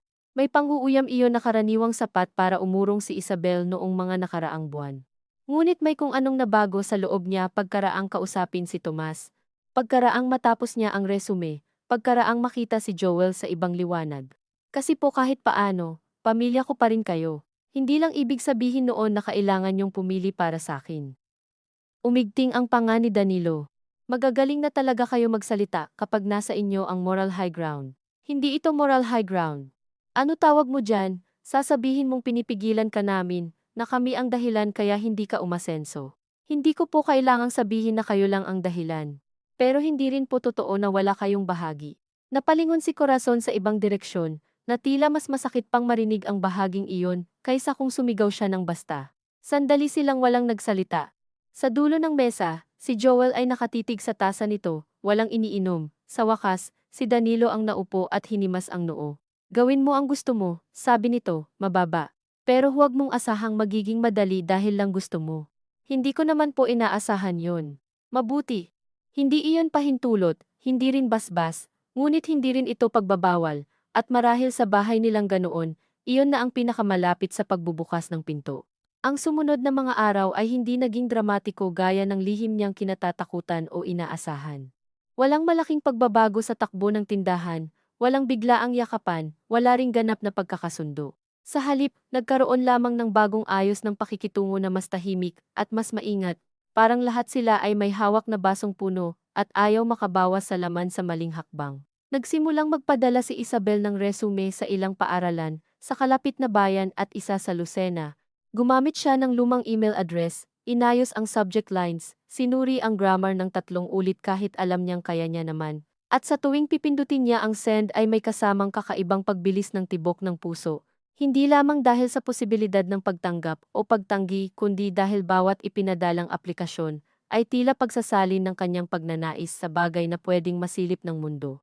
Minsan tinutulungan siya ni Joel sa pag-convert ng files sa tamang format. Minsan naman kunwari wala itong pakialam at dumaraan lamang sa likod niya habang sinasabing ayos yan o palitan mo yung font. At sa mga ganitong maliit na sandali ay may nabubuong uri ng pagkakapatid na matagal na palang nakatingga sa ilalim ng tampo at maling pagtingin sa isa't isa. Hindi sila naging biglang malapit, hindi sila nag-usap ng mahaba tungkol sa pagkabata o sa favoritism o sa sakit. Ngunit mas madalas na silang magkita sa gitna ng bahay na hindi agad naglalagay ng depensa. Isang gabi, habang nagsasara ng tindahan, biglang sabi ni Joel, kapag natanggap ka, baka ako na lang ang isa lang nila rito. Half-joke ang tono, ngunit naroon ang totoo. Baka, sabi ni Isabel, at ayaw mo. Kumibit balikat ito, hindi ko alam. Siguro ayoko lang na parang automatic na naman. Tinupi niya ang ledger at tinitigan ang kapatid. Pwede ka namang magsabi. Pwede, ulit nito. Parang tinitikman ang salita at hindi pa sigurado kung sa bahay nila ay may aktwal itong bigat. Tingnan natin. Hindi niya pinilit pa. Sapagkat natuto na siyang hindi lahat ng paggising ay kailangang gawin para sa iba. Minsan sapat nang makita mo ang pinto at pangalanan ito. Bandang Biyernes ng hapon, nakatanggap siya ng email mula sa isang private school sa Lucena na naghahanap ng English teacher para sa junior high. Simple lamang ang mensahe, na-receive na nila ang application. At kung available siya, maaari siyang magtungo para sa interview sa Lunes ng umaga. Hindi siya agad nakahinga ng maayos matapos mabasa iyon. 2 beses pa niya iyong binasa. Saka iniabot ang cellphone kay Joel na siyang katabi niya noon sa mesa dahil gumagawa ito ng kung anong poster para sa Barangay Basketball League. Basahin mo nga, sabi niya. Kinuha nito ang cellphone, tumingin, at agad lumaki ang mata. Uy, sabi nito. Interview. Ang salitang iyon, napakapayak sa ibang tao, ay lumapag sa kanya na parang sabay na biyaya at hamon. Hindi pa ito trabaho. Hindi pa rin ito sinasagot ang lahat. Ngunit sapat na itong patunay na hindi pa ganap na sarado ang daan palabas. Lunes, tanong ni Joel. Tumango siya. Kaya mo, ewan. Pupunta ka? Hindi siya agad sumagot. Iyon ang nakakatawa sa mga hiling na matagal mong pinagdasal sa ibang anyo. Kapag dumating na ang isa sa kanila, hindi ka agad masaya. Minsan ang unang pumapasok ay takot, dahil sa wakas ay mawawala na ang palusot, na wala pa namang nangyayari. Hindi ko alam kung papayagan nila. Akala ko ba hindi mo nahihintayin yung payag?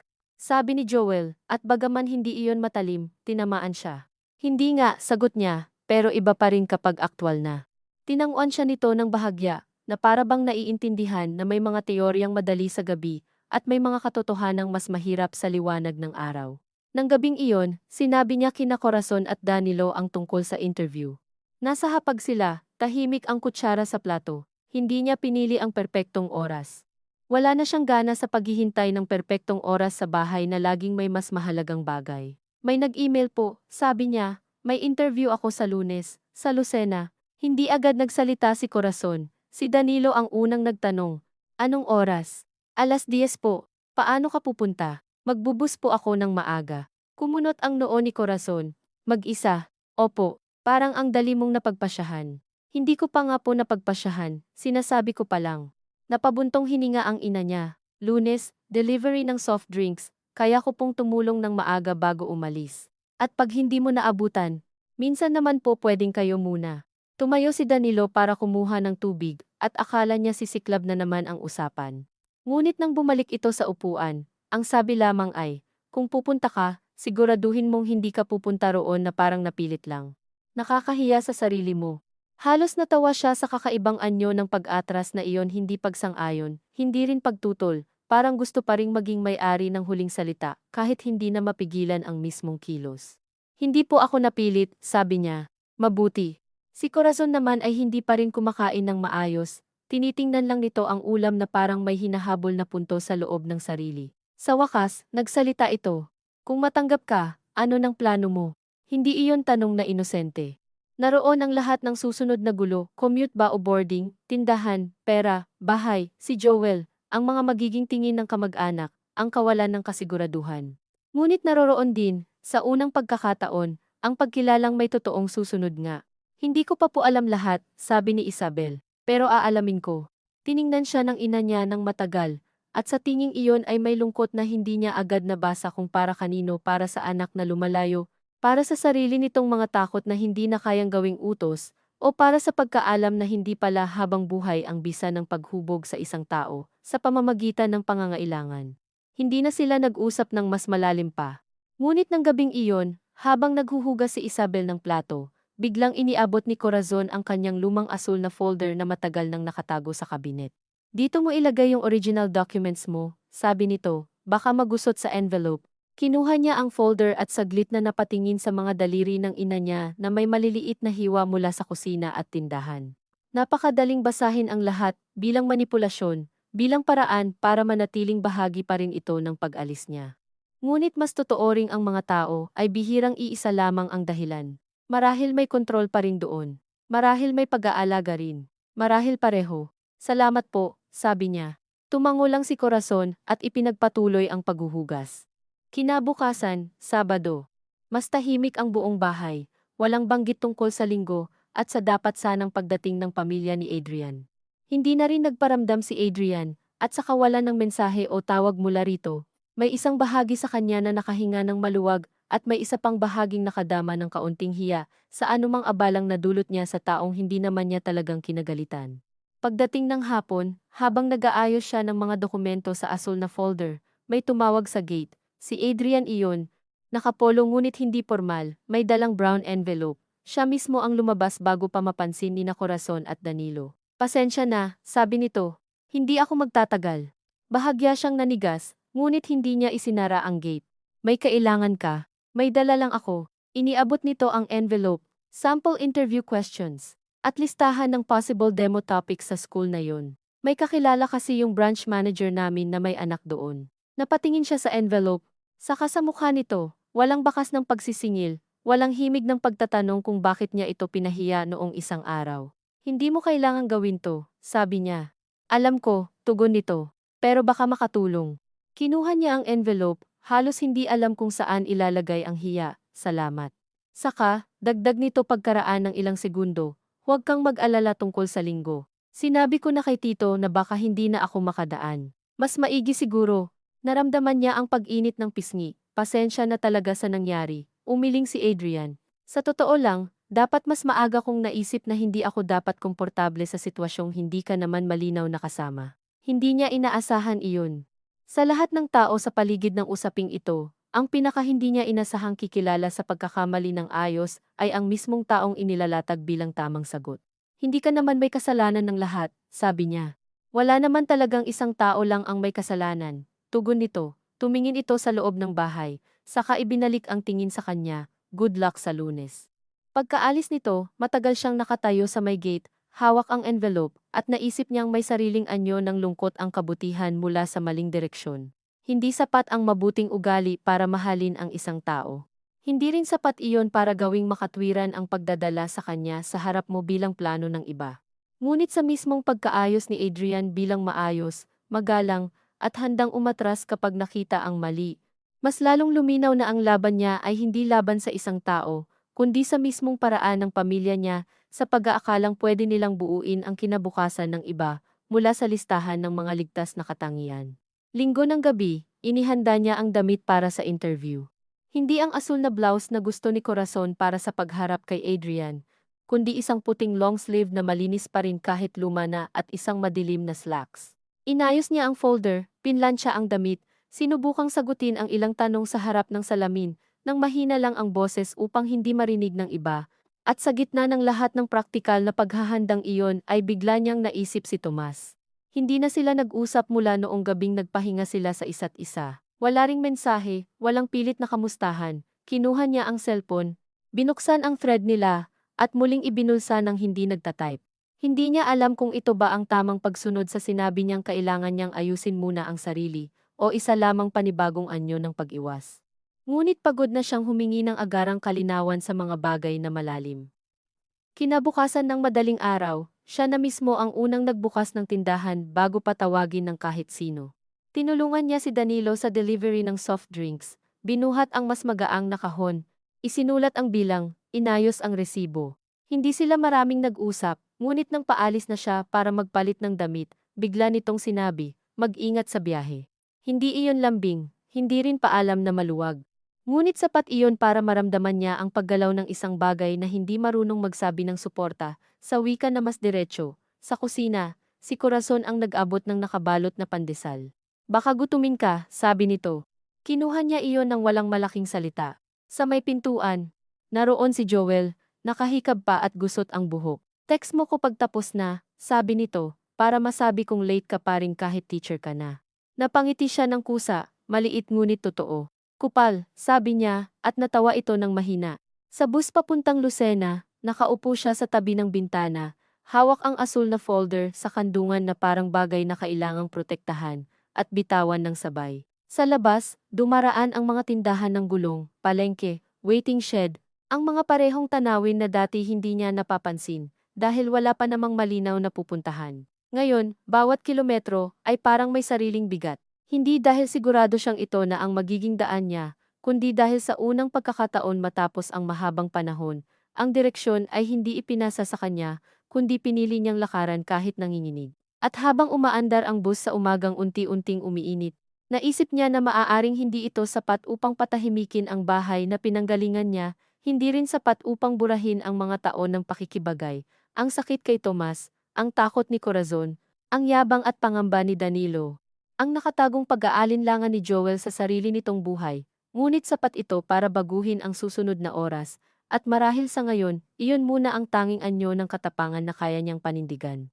Panindigan. Hindi perpekto ang umaga ng interview, hindi rin iyon ang uri ng araw na sa huli babalikan mo, at sasabihing doon nagsimula ang lahat, malinis at buo. Dahil kahit pagdating niya sa school sa Lucena ay may pawis na ang likod ng blouse niya, may bahagyang lukot na ang gilid ng folder, at may kabang dumidikit sa dila sa tuwing tinatawag siya ng receptionist na ma'am, na para bang mas malaki ang tiwala nito sa kanya kaysa sa mayroon siya sa sarili. Ang gusali ng paaralan ay hindi bago, ngunit malinis, may bulletin board na puno ng anunsyo, at student artwork, may amoy ng floor wax at papel na pamilyar sa kanya, sa paraang halos masakit. Habang naghihintay siya sa labas ng opisina ng prinsipal, may dalawang guro na dumaan na may dalang test papers at nag-uusap tungkol sa section na maingay. Walang espesyal sa eksenang iyon.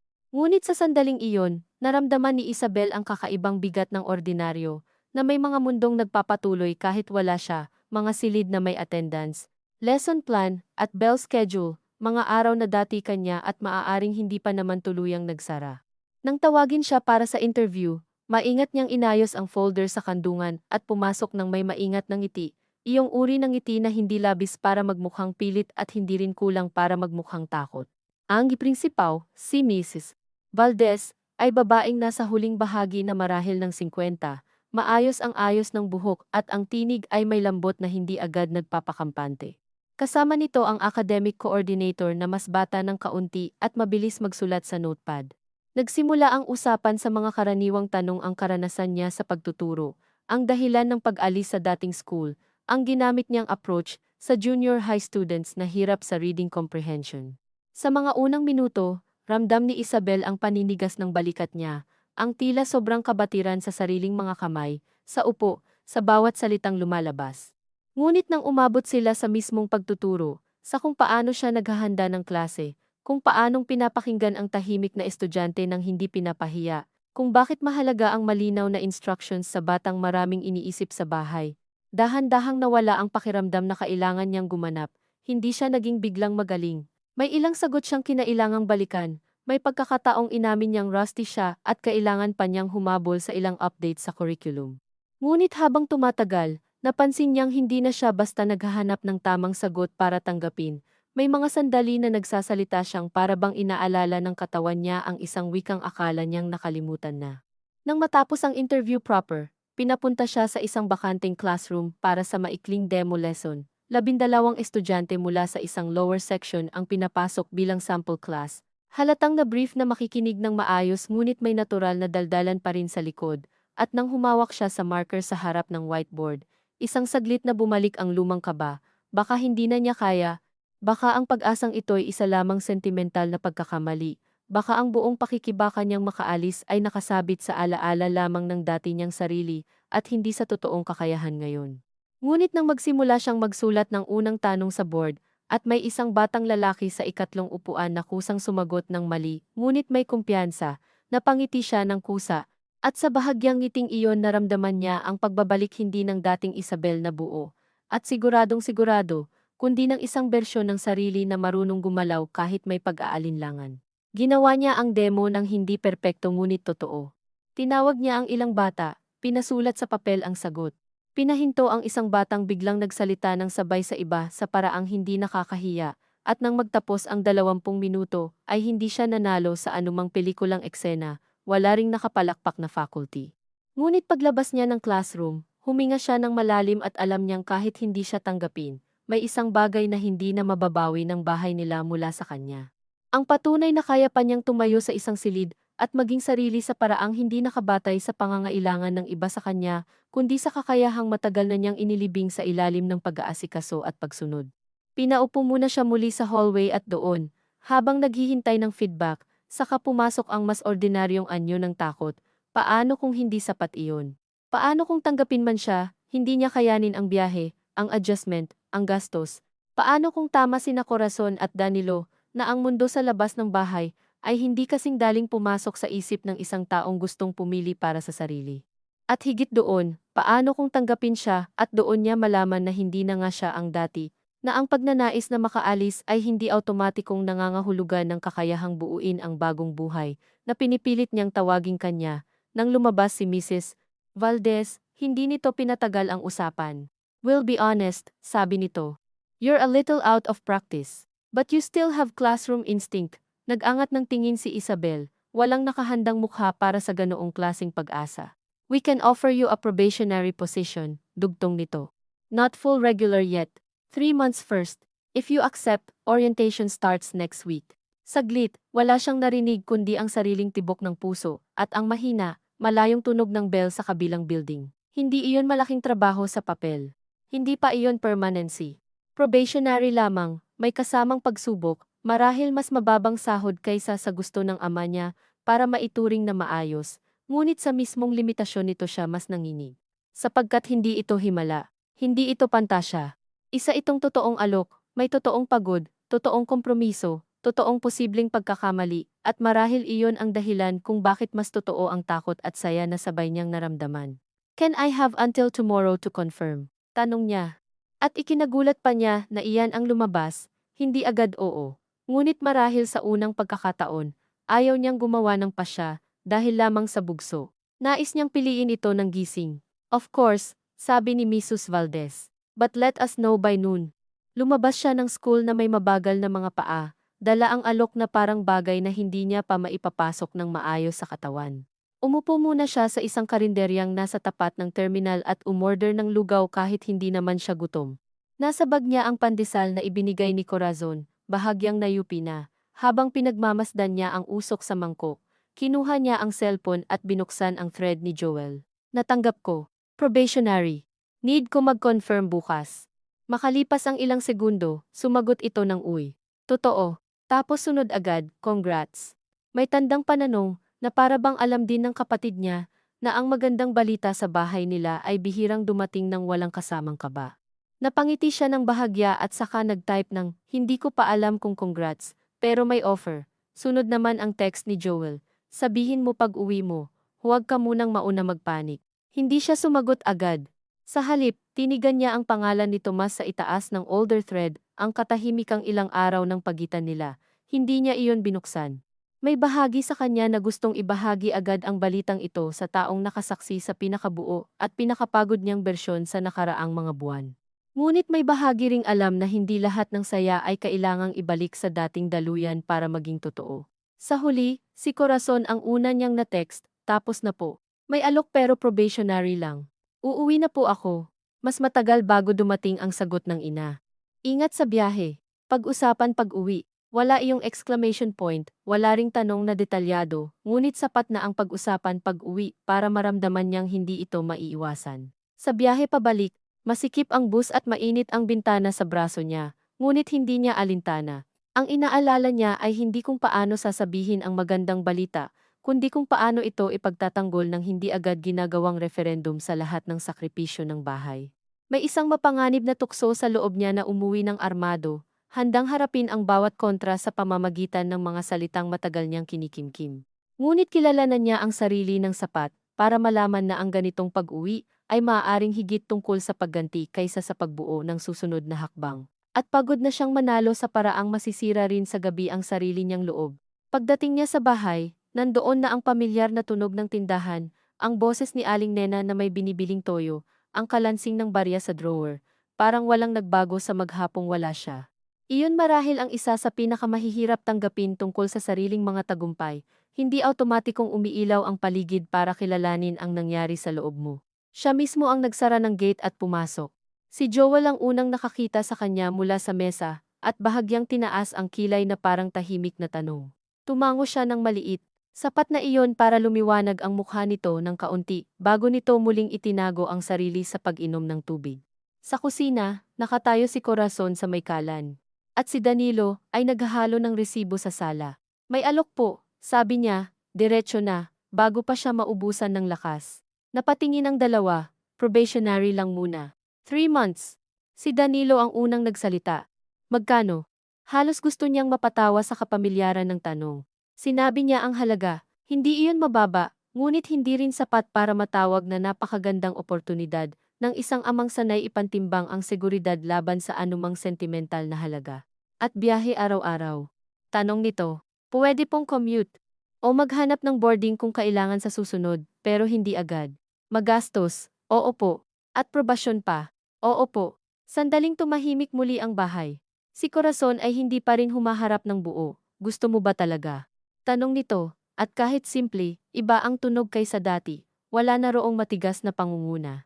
Naroon pa rin ang takot, ngunit tila may puwang na para sa sagot niya. Opo, sabi ni Isabel. At naramdaman niya agad na ito ang unang pagkakataon sa mahabang panahon na ang oo niya ay hindi tugon lamang sa hinihingi ng iba. Takot ako, pero gusto ko. Dahan-dahang ibinaba ni Danilo ang hawak na resibo. At ang tindahan, hindi niya sinuklian iyon ng inis. Tutulong pa rin po ako hanggat kaya bago at pagkatapos ng trabaho, pero hindi na gaya ng dati. Ang totoo, hindi niya alam kung kakayanin niya talaga iyon. Ngunit sa sandaling iyon, higit na mahalaga ang pagtangging magpanggap na maaari pa ring manatili ang dating kaayusan.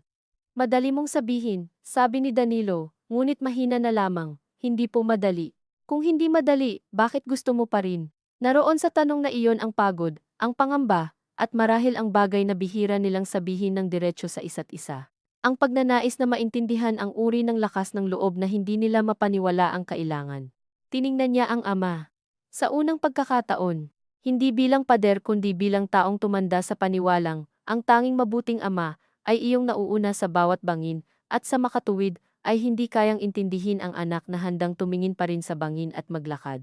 Kasi po kung hindi ko susubukan ngayon, sabi niya, baka habang buhay ko na lang sasabihin sa sarili ko na baka may iba sana, at pagod na po akong mabuhay sa baka. Hindi agad sumagot si Danilo.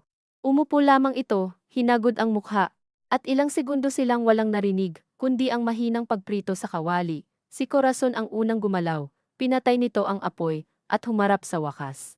Probationary lang, sabi nito, para bang gusto pang humanap ng maliit na dahilan para hindi ibigay ng buo ang damdaming alam na niyang dumarating. Opo. Ibig sabihin, kailangan mong pagbutihin. Opo.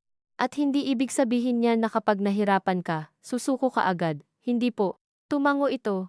Saka kinuha ang sandok at ibinalik sa kawali kahit wala namang kailangang haluin. Doon niya nakita ang pagkapit ng ina sa mga galaw para lamang may mapaglagyan ng mga bagay na hindi nito masabi ng direkta. Sige, sabi ni Corazon, matay hindi nakatingin sa kanya kundi sa niluluto. Subukan mo. Sa bahay nila, maaaring iyon na ang pinakamalapit sa basbas. Hindi siya umiyak, hindi rin siya ngumiti ng malaki. Sa halip, naramdaman lamang niya ang pagluwag ng isang bahagi sa dibdib na matagal nang nakahawak sa sarili. Si Danilo naman ay hindi nagsabing congrats, hindi siya nilapitan, hindi rin tinanong kung ano ang kailangan niyang ihanda. Subalit ng gabing iyon, matapos ang hapunan, inilabas nito mula sa drawer ang lumang calculator at notebook ng tindahan, at tinawag si Joel. Turuan mo nga ako nung sinasabi mong inventory sheet sa laptop, sabi nito, tila kaswal lamang. Napatingin si Isabel kay Joel, at nakita niyang napakurap ito ng 2 beses, malinaw na hindi rin inaasahan ang anyo ng pagtawag na iyon. Ngayon, tanong nito. Oo, ngayon. Para hindi tayo puro sulat sa notebook. Hindi iyon paghingi ng tawad, hindi rin pag-amin na mali ang mga naging tingin, ngunit sa kakaibang paraan, naroon ang pagkilala na may kailangang magbago sa bahay kung totoong may isa sa kanilang gagalaw sa ibang direksyon. At marahil iyon ang pinakamalayo ng naaabot ng ama niyang hindi marunong maglabas ng emosyon, maliban sa anyong utos. Sa mga sumunod na araw bago magsimula ang orientation, naging abala ang lahat sa bagong ayos ng maliliit na bagay. Gumigising ng mas maaga si Isabel para tumulong sa pagbubukas ng tindahan, pagkatapos ay inaayos ang sarili para sa biyahe. Natutong umupo si Joel sa harap ng laptop kasama si Danilo upang ilagay ang ilang listahan sa spreadsheet, at bagaman madalas silang mag-irapan at magtalo sa simpleng formatting, may bagong uri ng tiyaga sa pagitan nila na hindi dating umiiral.